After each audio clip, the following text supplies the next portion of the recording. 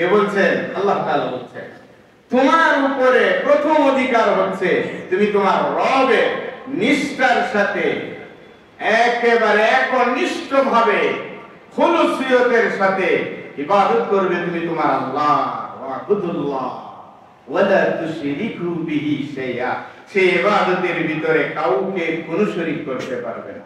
এখানে যে অধিকারের সিরিয়াল দাঁড় করা হয়েছে, ওয়াবিল ওয়ালিদাইনি ইহসানা ওয়াবিযিল কুরবা ওয়াল ইয়াতামা ওয়াল মাসাকিন ওয়াবনিস সাবিল, অনেকগুলি প্রকারের কথা এখানে বলা হয়েছে। আমরা যে নারী অধিকার নিয়ে সদা সর্বদাই মাঠে গরম থাকি, আমাদের মানবাধিকার সংস্থার লোকজন যারা অধিকারের নামে নারী অধিকারের স্লোগান দিয়ে নারীদেরকে রাস্তায় নামায়, নারী অধিকারের ব্যাপারে এখানে কোনো আলোচনা করা হয় নাই। যদি প্রশ্ন করেন যে কেন করা হয় নাই, তাহলে সেটার জবাব আল্লাহ তাআলা দিয়েছেন, নারীর অধিকার তুমি কি আদায় করবে? নারীর অধিকার যা দরকার সেটা তো আমি আল্লাহই প্রতিষ্ঠিত করে দিয়েছি। সুবহানাল্লাহ। নারীর অধিকার এটা আমি প্রতিষ্ঠিত করেছি। আমার প্যারা হাবিব জনাবে মুহাম্মদুর রাসূলুল্লাহ সাল্লাল্লাহু আলাইহি ওয়াসাল্লাম, নারীর কি অধিকার হতে পারে, নারীর কি পাওনা কার কাছে হতে পারে, সেটা আল্লাহই যেমন প্রতিষ্ঠিত করেছে, নবী মুহাম্মদ সাল্লাল্লাহু আলাইহি ওয়াসাল্লাম তার দ্বীনের ভিতরে সেটা প্রতিষ্ঠিত করেছে। এটা কি নতুন করে এই অধিকারের নামে তোমরা আবার কি আদায় করবে? সেটা তো কোরআনের বাইরে, কি দরকার এটা? আল্লাহ তাআলা অধিকারের কথা বলতে যায় বলছে, আগে তুমি তোমার যে বানাইছে, তোমার দুইটা চোখ বানাইছে, তোমার দুইটা পা বানাইছে, তোমার দুইটা হাত বানাইছে, লম্বা লম্বা বক্তৃতা দাও, তোমার জিহ্বাটা দিল, এরপরে তোমার কণ্ঠটা দিল, এইগুলি যিনি দিলেন তিনার অধিকার হলো তোমার উপরে আগে সর্বাগ্রে, তার অধিকার তুমি আদায় করো। আজকে মুহররম মাসের প্রথম তারিখ, আর মুহররম মাস হলো আরবি মাসের প্রথম মাস। আরবি বৎসরের প্রথম মাস হচ্ছে কি? মুহররম। আরবি বৎসরের প্রথম মাসই হচ্ছে মুহররম। আর মুহররমের 1 তারিখ আজকে বিদায়, আজকে নববর্ষ, আজকে বৎসর শুরু হয়েছে নতুন করে। খবর আমাদের নেই, আমরা বৈশাখ আসলে পরে, জানুয়ারি আসলে পরে অনেক খবর আমাদের কাছে থাকে। ওইগুলি আমাদের বানানো মাস। আর আল্লাহ কর্তৃক, আল্লাহ প্রদত্ত মাস এবং বৎসর যেটা, সেটা হলো আরবি এই হিজরি সন। যেটা আমরা 1446 হিজরি খতম করলাম গতকালকে। আজকে থেকে 1447 হিজরি শুরু হয়েছে, গণনা শুরু হয়েছে, হিজরি সন। আরবি এটাকে হিজরি সন বলে, বাংলা আবার ইংরেজি দুইটা আলাদা আছে। আর আরবিতে এটাকে হিজরি সন বলা হয়। তো আজকে এই 1447 সালের প্রথম দিন শুরু হলো, মুহররমের প্রথম দিন। দিনটা শুরু হয়েছে কি দিয়ে? শুক্রবার। কত বরকতপূর্ণ আমাদের জন্য, কত বরকতপূর্ণ। এটার গণনা রাখা দরকার, কারণ এই মাসগুলির গণনা দুনিয়ার কারো কাছে না থাকলেও কার কাছে আছেন? আল্লাহ তাআলা। ইন্না ইদ্দাতাশ শুহুরি ইনদাল্লাহি 12 শাহরা। পৃথিবীর শুরু লগ্ন থেকে আল্লাহ তাআলার গণনায় আল্লাহ তাআলার কাছে মাস হলো 12টা। সেই 12 মাসের প্রথম মাসের নাম কি? সবাই বলুন তো একটু আওয়াজ দিয়ে।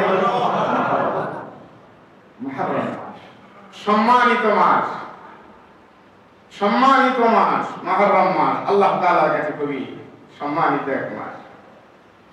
আমরা মুহররমের বিষয়াদি নিয়ে, মুহররমের কর্মসূচি তেমন কিছু নাই, আমাদের একটা আছে আশুরা। আমরা সামনের জুমা ইনশাআল্লাহ হিজরি সনের এবং আশুরা সম্পর্কে আলোচনা করব।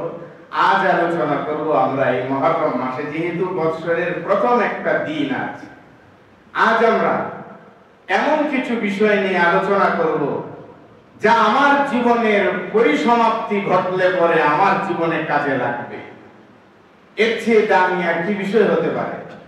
আমার জীবনের পরিসমাপ্তি ঘটার পরে যেই বিষয়গুলি আমার জন্য কাজে লাগবে, যেই জিন্দিগিটা আমার জন্য কাজে লাগবে। এসব বিষয়ে কিছু কথাবার্তা ইনশাআল্লাহ আজকের জুমায়, যেহেতু বৎসরের প্রথম একটা জুমা, সারাটা জীবন, বাকিটা জীবন যেন মনে রাখতে পারি, এই আলোকে, এই খুতবার আলোকে জীবন গড়তে পারি, চেষ্টা করতে পারি, মেহনত করতে পারি, তার জন্য কিছু ফর্মুলা, তার জন্য কিছু অধিকারের কথা স্মরণ করিয়ে দেয়া।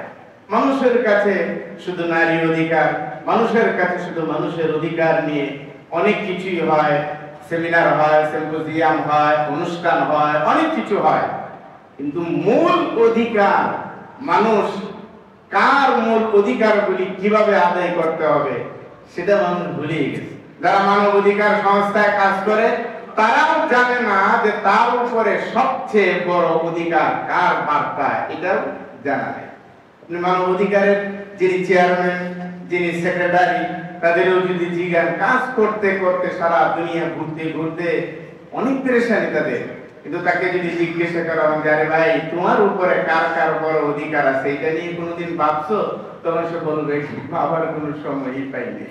সে এত কিছু ভাবে, অথচ তার উপরে কি অধিকার কার রয়েছে এটা ভাবার সময় তার নাই। অর্থাৎ সে এত কিছু হলেও, এত পদের অধিকারী হলেও সে বসবাস করছে একটা বোকার স্বর্গে, বোকার রাজ্যে তার বসবাস। কারণ মানুষ হিসাবে আগে আমাকে জানতে হবে আমার উপরে কারো কোনো অধিকার আছে কিনা। আমি না পরে অন্যের অধিকার নিয়ে স্লোগান দিব, কাজ করব। আমার উপরে কারো কোনো অধিকার আছে কিনা এটা খতিয়ে দেখা প্রত্যেকটা নরনারী, বিশেষ করে মুসলিম জাতির জন্য এটা অপরিহার্য যে আমার উপরে কারো কোনো অধিকার আছে কিনা। এই হিসাবে মানুষ না থাকার কারণে মানুষ অন্যের অধিকার প্রতিষ্ঠার জন্য কাজ করে, অথচ নিজের অধিকার, নিজের কাছে যাদের পাওনা ছিল সেই পাওনাগুলি সে ভুলেই গিয়েছে। সেই পাওনা আদায়ের ক্ষেত্রে সে শূন্যের কোঠায়, অথচ অন্যের অধিকার নিয়ে সে কাজ করে। এগুলি হলো এটা দুনিয়ার হামকাম ছাড়া আর কিছু না, দুনিয়ার হুরুম তুরুম ছাড়া এগুলি কিচ্ছু না। এজন্য আজকের আলোচনার বিষয় হলো আমার উপরে কারো কোনো অধিকার আছে কিনা। সর্বপ্রথম যদি এটার জবাব চাই বা জবাব আপনারা নিতে চান যে হুজুর সুন্দর একটা বিষয়, তাহলে আমার উপরে কারো কোনো অধিকার আছে কিনা একটু বলুন, তাহলে সেটা আমার বলা লাগবে না। আল্লাহ তাআলাই বলছেন ওয়া'বুদুল্লাহা ওয়া লা তুশরিকু বিহি শাইআ ওয়া বিল ওয়ালিদাইনি ইহসানা ওয়া বিল কুরবা ওয়াল ইয়াতামা ওয়াল মাসাকিন ওয়া ইবনিস সাবিল। আল্লাহ রাব্বুল আলামিন সূরা নিসার 35 নম্বর আয়াতে অধিকারের কথা বলছেন। হে মানুষ, তোমার উপরে সবচেয়ে বড় অধিকার হলো তুমি তোমার এক আল্লাহর বন্দেগী করবে, ইবাদত করবে, সেই আল্লাহর সাথে কাউকে শরীক করবে না। আল্লাহু আকবার। প্রথম অধিকার তোমার উপরে।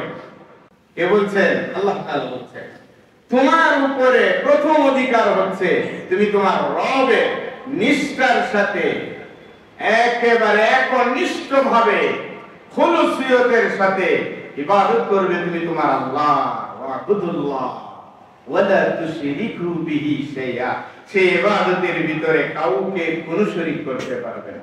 এখানে যে অধিকারের সিরিয়াল দাঁড় করা হয়েছে, ওয়া বিল ওয়ালিদাইনি ইহসানা ওয়া বিযিল কুরবা ওয়াল ইয়াতামা ওয়াল মাসাকিন ওয়া ইবনিস সাবিল, অনেকগুলি প্রকারের কথা এখানে বলা হয়েছে। আমরা যে নারী অধিকার নিয়ে সদা সর্বদাই মাঠে গরম থাকি, আমাদের মানবাধিকার সংস্থার লোকজন যারা অধিকারের নামে নারী অধিকারের স্লোগান দিয়ে নারীদেরকে রাস্তায় নামায়, নারী অধিকারের ব্যাপারে এখানে কোনো আলোচনা করা হয় নাই। যদি প্রশ্ন করেন যে কেন করা হয় নাই, তাহলে সেটার জবাব আল্লাহ তাআলা দিয়েছেন, নারীর অধিকার তুমি কি আদায় করবে? নারীর অধিকার যা দরকার সেটা তো আমি আল্লাহই প্রতিষ্ঠিত করে দিয়েছি। সুবহানাল্লাহ। নারীর অধিকার এটা আমি প্রতিষ্ঠিত করেছি। আমার প্যারা হাবিব জনাবে মুহাম্মদুর রাসূলুল্লাহ সাল্লাল্লাহু আলাইহি ওয়াসাল্লাম নারীর কি অধিকার হতে পারে, নারীর কি পাওনা কার কাছে হতে পারে, সেটা আল্লাহও যেমন প্রতিষ্ঠিত করেছে, নবী মুহাম্মদ সাল্লাল্লাহু আলাইহি ওয়াসাল্লাম তার দ্বীনের ভিতরে সেটা প্রতিষ্ঠিত করেছে। এটা কি নতুন করে এই অধিকারের নামে তোমরা আবার কি আদায় করবে? সেটা তো কোরআনের বাইরে, কি দরকার এটা? আল্লাহ তাআলা অধিকারের কথা বলতে যায় বলছে, আগে তুমি তোমার যে বানাইছে, তোমার দুইটা চোখ বানাইছে, তোমার দুইটা পা বানাইছে, তোমার দুইটা হাত বানাইছে, লম্বা লম্বা বক্তৃতা দাও, তোমার জিহ্বাটা দিল, এরপরে তোমার কণ্ঠটা দিল, এইগুলি যিনি দিলেন তিনার অধিকার হলো তোমার উপরে আগে সর্বাগ্রে, তার অধিকার তুমি আদায় করো। আল্লাহ তাআলার কাছে যদি প্রশ্ন করেন যে তাহলে আল্লাহ তোমার অধিকারটা কি আমারে বলো, আমি দেখি করতে পারি কিনা, সেজন্য আল্লাহ তাআলা শুরুটাই করতেন আমার অধিকার হলো আমার গোলামি করা। শুধু গোলামি কি নামাজি, শুধু গোলামি কি এই ফরজ ইবাদতগুলি? না না, তোমার জীবনের যত আচার ব্যবহার, লেনদেন যা কিছু রয়েছে সব কিছুর ভিতরে, তোমার ব্যবসার ভিতরে, তোমার রাজনীতির ভিতরে, তোমার নেতৃত্বের ভিতরে, তোমার পাওয়ারের ভিতরে, ক্ষমতার ভিতরে, মালের ভিতরে, সব কিছুর ভিতরে তুমি আমার বন্দেগীকে কায়েম করো, আমার গোলামি আর আমার দাসত্বকে মেনে নাও। সর্বত্র ওয়া'বুদুল্লাহ ওয়া লা তুশরিকু বিহি শাইআ। এক নাম্বার কথা হচ্ছে তোমার সর্ব জায়গায় তুমি যেখানে বিচরণ করো, যেখানে অবস্থান করো, যেখানে কর্ম করো, যেখানেই তুমি থাকো না কেন, সেই জায়গায় তুমি তোমার ইবাদত করবে, গোলামি করবে আল্লাহ। ব্যবসার ভিতরে হুকুম কার মানবো? আল্লাহর মানবো। চাকরির ভিতরে হুকুম কার? আল্লাহ। সর্ব জায়গায় নেতৃত্বের ভিতরে কারটা মানবো? আল্লাহটা মানবো না মানুষেরটা মানবো? বলেন তো কারটা মানবো? আল্লাহটা মানাই হচ্ছে নেতৃত্বের ভিতরে, রাজনীতির ভিতরে আল্লাহটা মানাই তো হচ্ছে ইবাদত।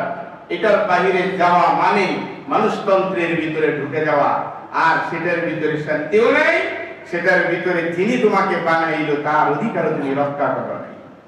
এক কথা, ওয়া'বুদুল্লাহ ওয়া লা তুশরিকু বিহি শাইআ। অনেকবার এই বিষয়ের উপরে আলোচনা আমি করেছি, আল্লাহর গোলামি কিভাবে করা লাগে, আল্লাহর সাথে শরীক করলে তার সুফল কি, তার কুফল কি। অনেক খুতবা আপনারা শুনেছেন, অনেক খুতবায় অনেক আলোচনা করেছি।